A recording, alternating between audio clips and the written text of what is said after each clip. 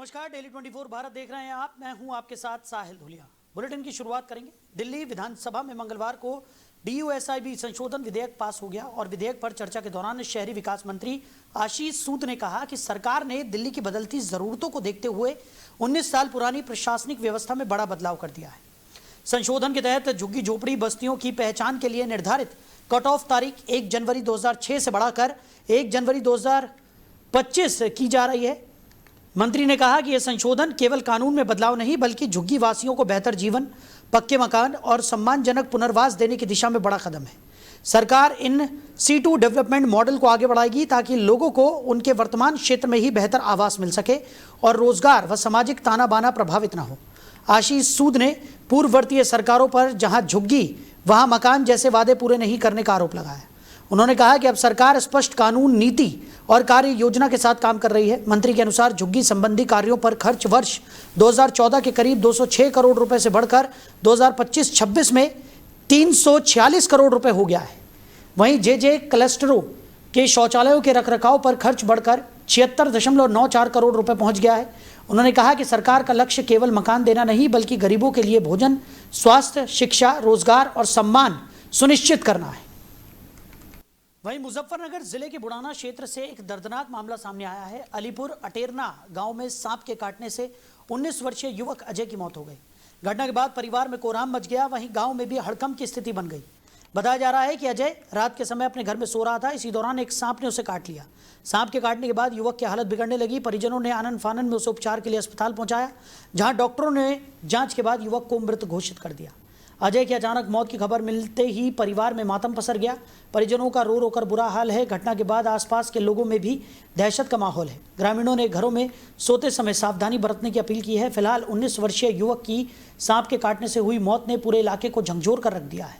बुढ़ाना के अलीपुर अटेरना गांव में हुई इस घटना से परिवार सदमे में है।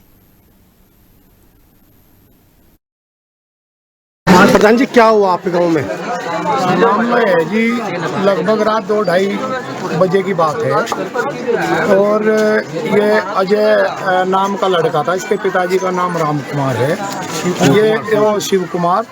ये जो है क्या नाम है, घर में सोए हुए थे। तो रात के समय में जैसा इन्होंने बताया कि बच्चे ने एकदम किलकारी मारी इसने, लड़के ने, और जैसे इनकी आँख खुली तो इन्होंने देखा कि सांप वहाँ से निकल रहा और सांप ने जो है उसके काट लिया। ये इसे जो है तुरंत बहुत जल्दी करके CHC बुढ़ाना ले गए। बुढ़ाना से रेफर जो है मुजफ्फरनगर सरकारी अस्पताल में किया गया और अब ये सारी रात से और दिन में ऐसे ही घूम रहे थे। वो बाद में भी मृत तक हो गई। वहीं महाशिवरात्रि के पावन पर्व पर थाना भवन के पूर्वी कुएं स्थित मंदिर में नन्हे बच्चों ने भगवान शिव और माता पार्वती के विवाह की मनमोहक झांकी प्रस्तुत कर श्रद्धालुओं का दिल जीत लिया। झांकी के दौरान पूरा मंदिर परिसर हर हर महादेव और अर्धनारीश्वर भगवान की जय के जयकारों से गूंज उठा। महाशिवरात्रि पर महक ने भगवान शिव, राधिका ने माता पार्वती और नंदू ने नंदी महाराज का रूप धारण किया। बच्चों की आकर्षक वेशभूषा और मासूम भक्ति को देखकर मंदिर में मौजूद श्रद्धालु भाव विभोर हो उठे। शिव पार्वती विवाह का दृश्य प्रस्तुत होते ही माहौल पूरी तरह भक्तिमय हो गया। खास बात यह रही कि नन्हे भक्त पिछले कई दिनों से शिवलिंग को अलग अलग स्वरूपों में सजाकर अपनी भक्ति का परिचय दे रहे हैं। कभी केदारनाथ, कभी बद्रीनाथ, महाकाल और बालाजी महाराज के स्वरूप में शिवलिंग की सजावट की गई। सिक्कों, बिस्किट, टोपी समेत विभिन्न सामग्री से की गई सजावट श्रद्धालुओं के आकर्षण का केंद्र बनी रही। श्रद्धालुओं ने कहा कि बच्चों की ये पहल नई पीढ़ी में भारतीय संस्कृति, संस्कार और धार्मिक आस्था को मजबूत करने का सुंदर संदेश देती है। वहीं बुलंदशहर में कबड्डी के राष्ट्रीय खिलाड़ी और भारतीय सेना के जवान अमन सोलंकी फौजी की सड़क हादसे में दर्दनाक मौत हो गई। 23 वर्षीय अमन सोलंकी बिजनौर के नजीबाबाद क्षेत्र से हरिद्वार गंगाजल लेकर अपने पैतृक गांव सुल्तानपुर खुर्जा लौट रहे थे। इसी दौरान नजीबाबाद के मंडावली थाना क्षेत्र में मोटा महादेव मंदिर बाईपास के पास उनकी बाइक डीजे लगे वाहन से टकरा गई।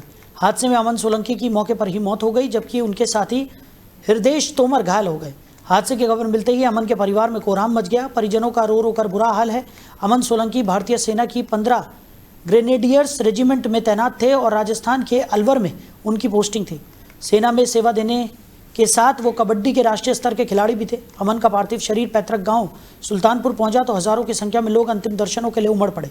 देशभक्ति गीतों और नम आंखों के बीच जवान को अंतिम विदाई दी गई। इस दौरान लोगों ने अमन फौजी अमर रहे और जब तक सूरज चांद रहेगा अमन तेरा नाम रहेगा के नारे लगाए। गांव का माहौल गमगीन हो गया। क्या नाम है आपका? ब्रजेश कुमार, कहाँ के निवासी हैं? खुर्जा सुल्तानपुर।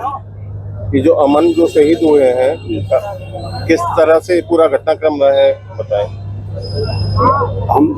हम बाइक चला रहे हैं, मैं बाइक चला रहा हूँ, ये पीछे बैठा हो, पीछे से टक्कर मारी, जान है टक्कर मारी। बाकी जो हमारी गाड़ी है वो सबसे आगे चल रही है हमारी, तो गांव वाले पीछे सब, बाकी हम आगे मेरू आ गए, तो वो टक्कर मारे, वो चले गए वहाँ से। कहाँ पे हुआ हादसा? कैसे, किस गाड़ी से ये हादसा हुआ था? शायद डीजे की कोई गाड़ी, वो हम पिकअप, और नजीबाबाद के आसपास।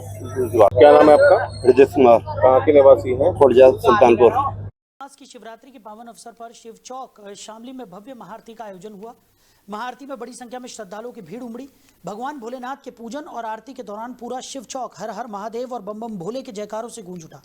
महाआरती में पूर्व कैबिनेट मंत्री एवं भाजपा प्रदेश उपाध्यक्ष सुरेश राणा, सदर विधायक प्रसन्न चौधरी, भाजपा जिलाध्यक्ष रामजी लाल कश्यप और नगर पालिका अध्यक्ष अरविंद संगल समेत कई जनप्रतिनिधि, भाजपा पदाधिकारी और श्रद्धालु शामिल हुए। सभी ने विधि विधान से भगवान शिव का पूजन कर महाआरती में सहभागिता की। आरती के दौरान श्रद्धालु हाथों में दीप लेकर भक्ति में लीन नजर आए। भक्तों ने भगवान शिव से क्षेत्र और देश प्रदेश में सुख, शांति, समृद्धि और खुशहाली की कामना की। शिव चौक पर सजे धार्मिक वातावरण और श्रद्धालुओं की भारी मौजूदगी ने आयोजन को भव्य बना दिया। वक्ताओं ने कहा कि श्रावण मास भगवान शिव की आराधना के लिए विशेष माना जाता है। महादेव की भक्ति मनुष्य को सकारात्मक ऊर्जा और आध्यात्मिक शक्ति प्रदान करती है। उन्होंने समाज में प्रेम, भाईचारे और सद्भाव बनाए रखने का आह्वान किया। महाआरती के समापन पर श्रद्धालुओं ने सभी के सुख, स्वास्थ्य और देश की उन्नति की प्रार्थना की। आयोजन के दौरान शिव चौक पूरी तरह शिव में नजर आया। वहीं तेज बारिश के बाद जेवर स्थित नोएडा इंटरनेशनल एयरपोर्ट के कंपाउंड पार्किंग में पानी भरने का वीडियो सामने आया है। बताया जा रहा है कि फ्लाइट से उतरने के बाद एक यात्री ने पार्किंग परिसर में जल भराव का वीडियो बनाया, जो अब सोशल मीडिया पर वायरल हो रहा है। वीडियो में एयरपोर्ट की पार्किंग में बारिश का पानी भरा हुआ दिखाई दे रहा है। जल भराव के चलते यात्रियों को आवाजाही में परेशानियों का सामना करना पड़ा। वहीं एयरपोर्ट के कर्मचारी पानी निकालने के काम में जुटे नजर आए। तेज बारिश के बाद अचानक पार्किंग परिसर में पानी भरने से यात्रियों को काफी दिक्कत हुई। यात्रियों को अपने सामान के साथ पानी के बीच से गुजरना पड़ा। वायरल वीडियो सामने आने के बाद एयरपोर्ट परिसर में जल निकासी व्यवस्था को लेकर भी सवाल उठ रहे हैं। हालांकि जल भराव कितनी देर तक रहा और पानी निकासी के लिए एयरपोर्ट प्रबंधन की ओर से क्या व्यवस्था की गई, इसकी विस्तृत जानकारी सामने नहीं आई है। वीडियो में कर्मचारी पानी निकालते हुए नजर आ रहे हैं। बारिश के बाद जेवर एयरपोर्ट की पार्किंग में जल भराव का ये वीडियो अब चर्चाओं का विषय बना। वहीं शहर के प्रमुख डीएससी मार्ग और सेक्टर 79 टी पॉइंट से डीएससी मार्ग तक के हिस्से को मॉडल रोड के रूप में विकसित करने की तैयारी है। दोनों परियोजनाओं पर करीब 25.53 करोड़ रुपए खर्च होने का प्रस्ताव है। इसका उद्देश्य यातायात व्यवस्था को बेहतर करने के साथ सड़क की खूबसूरती बढ़ाना है। सिंचाई नाले से कुलेसरा पुल तक का मार्ग औद्योगिक, व्यावसायिक और आवासीय क्षेत्रों को जोड़ता है। इस रास्ते से रोजाना हजारों वाहनों की आवाजाही होती है। एलिवेटेड रोड से आने वाले भारी यातायात के कारण सुबह और शाम के समय यहां जाम की स्थिति बनती है। यातायात दबाव को कम करने और सड़क को व्यवस्थित करने के लिए सिंचाई नाले से कुलेसरा पुल तक करीब 14.96 करोड़ रुपए की लागत से मॉडल रोड विकसित करने का प्रस्ताव है। वहीं सेक्टर 79 टी पॉइंट से डीएससी मार्ग तक के हिस्से को करीब 10.57 करोड़ रुपए की लागत से मॉडल रोड बनाने की योजना है। दोनों परियोजनाओं की कुल प्रस्तावित लागत करीब 25.53 करोड़ रुपए है। कंसल्टेंट की तरफ से तैयार दोनों प्रस्तावों को सैद्धांतिक स्वीकृति के लिए सक्षम स्तर पर भेज दिया गया है। स्वीकृति मिलते ही दोनों कार्यों को आगामी 6 महीने में पूरा कराने का लक्ष्य रखा गया है। मॉडल रोड बनने से यातायात व्यवस्था में सुधार के साथ नोएडा की सड़कों का स्वरूप भी बेहतर होने की उम्मीद है। वहीं नोएडा में पुलिस कमिश्नरेट में प्रशासनिक जरूरतों के तहत बड़ा फेरबदल किया गया है। कमिश्नरेट में तैनात 120 पुलिसकर्मियों के तबादले कर दिए गए हैं। जारी तबादला सूची में 14 सब इंस्पेक्टर, 79 मुख्य आरक्षी, 11 महिला मुख्य आरक्षी, 10 आरक्षी, 3 महिला आरक्षी और 3 चालक शामिल हैं। तबादलों के बाद पुलिसकर्मियों को अलग अलग जोन और थानों में नई जिम्मेदारियां सौंपी गई हैं। सेंट्रल नोएडा जोन में सबसे अधिक 35 पुलिसकर्मियों की तैनाती की गई है। इनमें ज्यादातर पुलिसकर्मी पुलिस लाइन से भेजे गए हैं। वहीं ग्रेटर नोएडा जोन में 27 और नोएडा जोन में 24 पुलिसकर्मियों को तैनाती मिली है।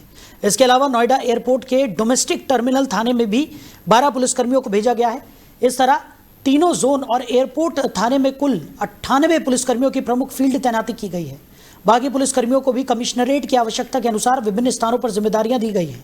पुलिस कमिश्नरेट की ओर से किए गए इस फेरबदल को प्रशासनिक जरूरतों और पुलिस व्यवस्थाओं को अधिक प्रभावी बनाने की कवायद के तौर पर देखा जा रहा है। नई तैनाती के बाद संबंधित पुलिसकर्मी अपने अपने कार्यक्षेत्र में जिम्मेदारी संभालेंगे। वहीं मुजफ्फरनगर सिविल लाइन थाना क्षेत्र के बामनहेड़ी के पास पुलिस और गौकशों के बीच मुठभेड़ हो गई। मुठभेड़ के दौरान पुलिस की गोली लगने से 2 आरोपी जावेद और रियासत घायल हो गए। दोनों के पैरों में गोली लगी, जिसके बाद उन्हें उपचार के लिए अस्पताल भेजा गया। पुलिस के मुताबिक मुठभेड़ के बाद जंगल में चलाए गए कॉम्बिंग अभियान के दौरान तीसरे आरोपी आस मोहम्मद को भी गिरफ्तार कर लिया गया। पुलिस ने आरोपियों के कब्जे से 2 तमंचे, गौकशी में इस्तेमाल होने वाले उपकरण और एक पशु बरामद किए जाने का दावा किया है। मुठभेड़ के दौरान गोली लगने के बाद दोनों घायल आरोपी पुलिस के सामने हाथ जोड़ते हुए नजर आए। घटना से जुड़ा वीडियो भी सामने आने की बात कही जा रही है। पुलिस के अनुसार गिरफ्तार किए गए तीनों आरोपियों के खिलाफ गौकशी से जुड़े करीब 2 दर्जन मुकदमे दर्ज हैं। पुलिस अब आरोपियों के औपचारिक इतिहास, आपराधिक इतिहास और उनके नेटवर्क के संबंध में भी जानकारी जुटा रही है। बामनहेड़ी के पास हुई इस मुठभेड़ के बाद पुलिस ने इलाके में कॉम्बिंग अभियान भी चलाया। घायल दोनों आरोपियों को इलाज के लिए अस्पताल में भर्ती कराया गया है। पुलिस की कार्रवाई के बाद क्षेत्र में सुरक्षा व्यवस्था बढ़ा दी गई है। वहीं बुलंदशहर खुर्जा कोतवाली क्षेत्र की शिवलोक कॉलोनी में प्रेम संबंधों को लेकर महिला की हत्या का सनसनीखेज मामला सामने आया है। नेहरूपुर गांव निवासी बेबी के गांव के ही अजीत से संबंध बताए जा रहे थे। देर रात बेबी अपने प्रेमी अजीत से मिलने उसके किराए के कमरे पर पहुंची थी। बताया जा रहा है कि कमरे पर किसी बात को लेकर दोनों के बीच विवाद हो गया। विवाद बढ़ने पर गुस्साए अजीत ने कथित तौर पर चाकू से बेबी पर हमला कर दिया, जिससे उसकी मौत हो गई। घटना की सूचना मिलते ही पुलिस मौके पर पहुंची और जांच शुरू की। जानकारी के अनुसार अजीत पिछले कई वर्षों से शिवलोक कॉलोनी में किराए के मकान में रह रहा था। वारदात के बाद पुलिस ने आरोपी अजीत को हिरासत में ले लिया और उससे पूछताछ शुरू कर दी। पुलिस हत्या की वजह और पुराने घटनाक्रम की जानकारी जुटाने में लगी है। सूचना पर फॉरेंसिक टीम भी मौके पर पहुंची और घटनास्थल से साक्ष्य जुटाए। पुलिस ने महिला के शव को कब्जे में लेकर पोस्टमार्टम के लिए भेज दिया है। घटना के बाद शिवलोक कॉलोनी में सनसनी फैल गई है। पुलिस मामले की जांच कर रही है और पूछताछ व साक्ष्यों के आधार पर आगे की कार्रवाई की जा रही है।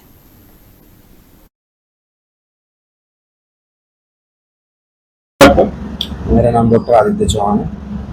आज जो अभी एक डेड बॉडी आई है, वो किस तरह के मामले में आई है, क्या मामला है पूरा? शिवलोक कॉलोनी से लाई गई है हमारे पास एक शॉर्ट एम्बुलेंस द्वारा, जो कि मृत अवस्था में लाई गई हमारे पास, जिसको कि धारदार हथियार से चोटिल है। जो हमने देखा है, धारदार हथियार से चोटिल है। कहाँ पे इसके चोटें हैं? जैसा कि अभी देखा है हमने, सर पे चोट है, छाती के ऊपरी हिस्से पे चोट है, हाथ पे चोट है।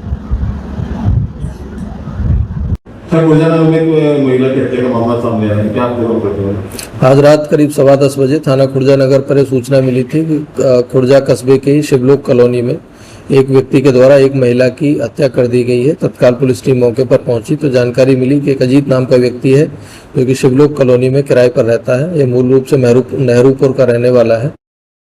वहीं देश भर में मानसून का असर लगातार बढ़ता जा रहा है। कई राज्यों में मूसलाधार बारिश के कारण बाढ़ और भूस्खलन जैसी स्थिति बनी हुई है। हिमाचल प्रदेश, उत्तराखंड और जम्मू कश्मीर में बारिश के चलते जगह जगह भूस्खलन और बादल फटने की घटनाएं सामने आ रही हैं। कई मार्ग प्रभावित हुए हैं। मौसम विभाग के अनुसार 12 अगस्त को दिल्ली एनसीआर में आंशिक रूप से बादल छाए रहेंगे और हल्की से मध्यम बारिश हो सकती है। दिल्ली में न्यूनतम तापमान 25 और अधिकतम 35 डिग्री सेल्सियस के आसपास रहने का अनुमान है। राजधानी में 17 अगस्त तक बूंदाबांदी और बारिश का दौर जारी रह सकता है। उत्तर प्रदेश में 12 से 15 अगस्त के बीच पश्चिमी और पूर्वी हिस्सों में बारिश की तीव्रता बढ़ने की संभावना है। बिहार और झारखंड के कई इलाकों में भी गरज चमक के साथ बारिश हो सकती है। पूर्वी राजस्थान में अति भारी बारिश, जबकि मध्य प्रदेश में मध्यम से भारी बारिश का दौर जारी रहने का अनुमान है। पंजाब और हरियाणा में हल्की से मध्यम बारिश हो सकती है।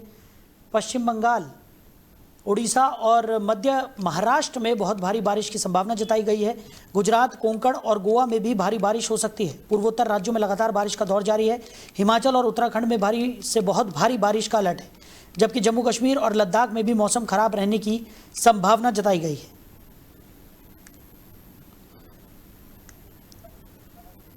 तो इसी खबर पर ज्यादा जानकारी के साथ हमारे सहयोगी अरबाज हमारे साथ जुड़ गए हैं। अरबाज, पूरे देश भर में बारिश को लेकर कई जगहों पर अलर्ट जारी किया गया है। कई जगहों पर स्थितियां काफी भयावह भी नजर आ रही है, क्या जानकारी?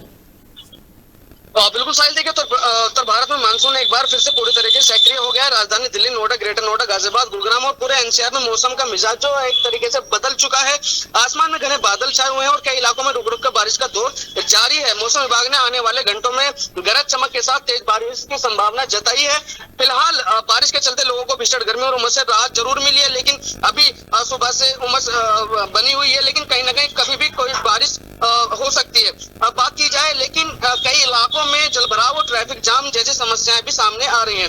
उत्तर प्रदेश की बात करें तो पश्चिम उत्तर प्रदेश के कई जिलों में अच्छी बारिश दर्ज की जा रही है, जबकि कुछ जिलों में भारी बारिश का अलर्ट जारी किया गया है। साहिल, प्रशासन ने लोगों से अपील की है खराब मौसम के दौरान अनावश्यक यात्रा से बचें और बिजली गिरने के खतरे को देखते हुए खुले मैदानों को पेड़ों के नीचे खड़े न हों। साहिल, बिल्कुल। और अरबाज, जिस तरीके की स्थिति इस वक्त बनी हुई है, क्योंकि मौसम विभाग की तरफ से आने वाले कई दिनों के लिए ये अलर्ट जारी किया गया है, यानी कहा जा सकता है कि अभी फिलहाल मौसम राहत देने के मूड में नज़र नहीं आ रहा है। और कई जगहों पर अगर हम मैदानी इलाकों की बात करें तो जल भराव की समस्या लोगों के लिए सिरदर्द बन गई है। तो कई जगहों पर बात की जाए तो पहाड़ी इलाकों में भी हम लगातार देख रहे हैं कि भूस्खलन की स्थिति बनी हुई है। कई गाँवों का संपर्क जो है वो टूट गया है और स्थितियां काफ़ी गंभीर इस वक्त नज़र आ रही हैं और आने वाले दिनों में भी हालात सुधरते हुए दिखाई नहीं दे रहे हैं।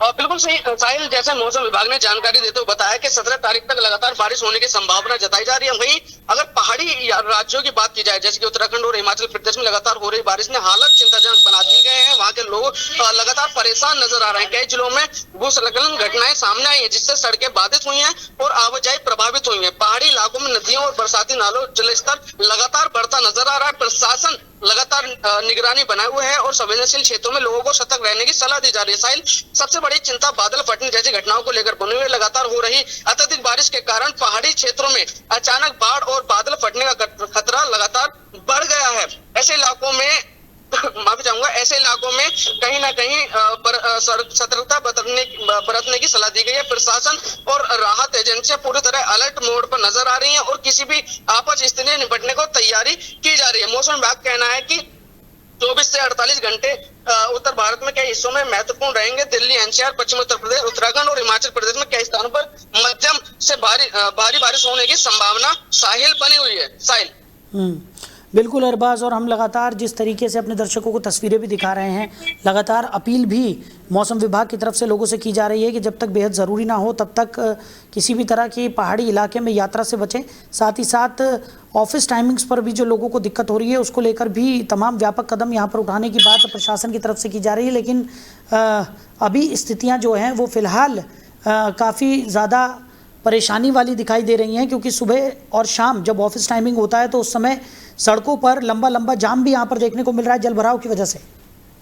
बिल्कुल, देखिए जल भराव की वजह से लगातार जाम की जो व्यवस्था है वो बिल्कुल बिगड़ चुकी है। लोग, जो महिलाएं हैं, जो बुजुर्ग हैं, कहीं ना कहीं जो बच्चे हैं, वो सबसे ज्यादा परेशानी का सामना करना पड़ता है। और जो रोजमर्रा की जिंदगी में काम करते हैं, जो एक आम आदमी है, उसको सबसे ज्यादा परेशानी का सामना करना पड़ रहा है। लगातार लंबे कई किलोमीटर के जाम यहाँ पर देखने को मिल रहे हैं, क्योंकि मैं खुद अभी ट्रैफिक में हूँ और ये सबसे बड़ी व्यवस्था जो है वो खराब नजर आ रही है। बेशक सामने वाले जो आला अधिकारी हैं कहते हैं कि निपटने के लिए हम तैयार हैं, लेकिन उनके जो वादे हैं, दावे हैं, सिर्फ फाइलों में दबकर रह जाते हैं। जमीनी स्तर पर कुछ होता नहीं दिखता है। फिलहाल ऐसे में लोगों में जो मौसम विभाग की एडवाइजरी का पालन करने, नदी नालों के किनारे जाने से बचने की, पहाड़ी क्षेत्रों में यात्रा के दौरान पूरी सावधानी बरतने की अपील की गई है। और कुल मिलाकर मैदानी इलाकों में बारिश जहाँ गर्मी से राहत लेकर आई, वहीं पहाड़ी राज्यों में यही बारिश मुसीबत बनती भी साहिल दिखाई दे रही है और जरूरत पड़ने पर राहत एवं बचाव दलों को भी तैनात किया जा रहा है। फिलहाल सभी की निगाहें मौसम के अगले अपडेट पर टिकी हुई है, क्योंकि आने वाले घंटों में बारिश का असर और ज्यादा बढ़ सकता है। साहिल, चलिए अरबाज, हमारे साथ जुड़ने के लिए, इन तमाम जानकारियों के लिए आपका बहुत शुक्रिया। तो फिलहाल मैदान से लेकर पहाड़ी इलाकों तक आफत की बारिश बरसती हुई नजर आ रही है। कई जगहों पर मैदानी इलाकों में जल भराव की स्थिति है तो पहाड़ी क्षेत्रों में भूस्खलन की स्थिति भी देखने को मिल रही है। कई गाँवों का संपर्क यहाँ पर टूट गया है। लगातार प्रशासन की तरफ से व्यापक कदम उठाए जा रहे हैं लोगों को राहत देने के लिए, लेकिन फिलहाल स्थितियाँ काफ़ी गंभीर बनी हुई। तो फिलहाल इस बुलेटिन में मेरे साथ इतना ही। आप बने रहिए। नमस्कार।